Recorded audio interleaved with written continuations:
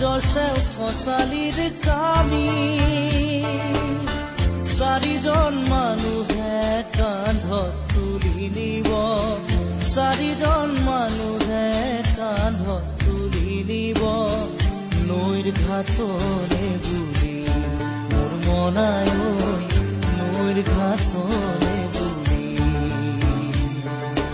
দেহৰ ভৰসা নাই বুজিছানে নাই